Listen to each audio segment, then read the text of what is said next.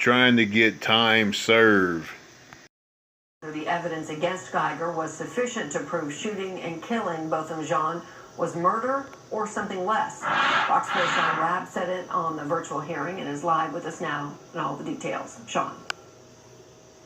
Heather, good afternoon to you. Listen, the court would not let us use the video from that virtual hearing, about a 40-minute hearing today. They did allow us, though, to use the audio in our reporting. No evil intent. That's the heart of the argument from the appellate attorney, Mike Mola, who says, listen, there was no evil intent. What happened that night was mistake of error, and as such, the murder conviction of Amber Guyger should be set aside. She should be acquitted. At the very least, she's guilty of criminal negligent homicide. The prosecution sees it differently. They says that she testified she intended to shoot and kill the intruder, Botham Jean, who she thought was an intruder, and they further add the errors that she made that night simply were not reasonable.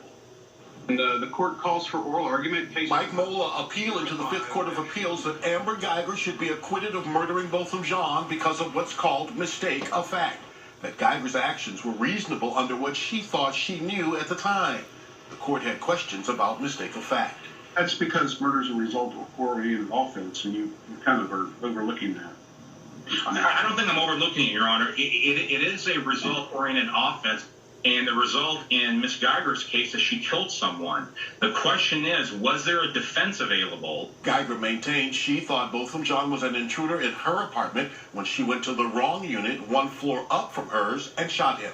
Just because of her alleged mistaken belief about where she was doesn't negate her intent to kill.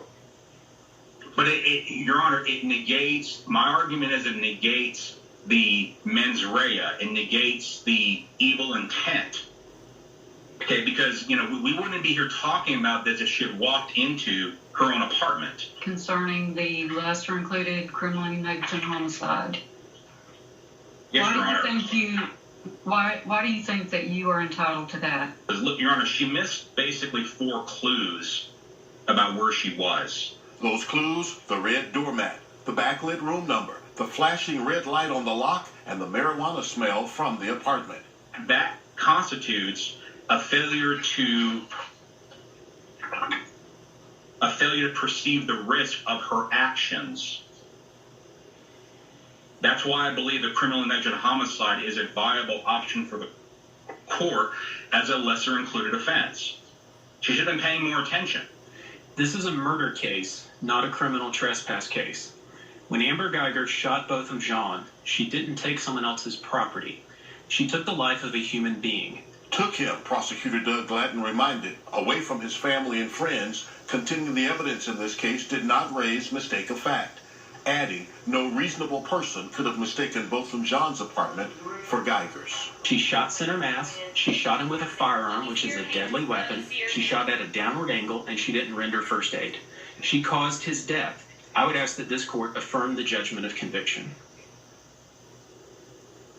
So the 3-judge panel, Heather, had a lot of questions for Mike Mola, and at one point, one of the cases that he referenced to support his claim for mistake of fact, Chief Justice Robert Burns III actually said that case supports the prosecution and the conviction. So the panel will take all of what they heard today in the oral arguments under advisement, and they'll rule at some time in the future. They'll render an opinion. All right. Hit the subscribe button. Hit the subscribe button. Hit the subscribe button.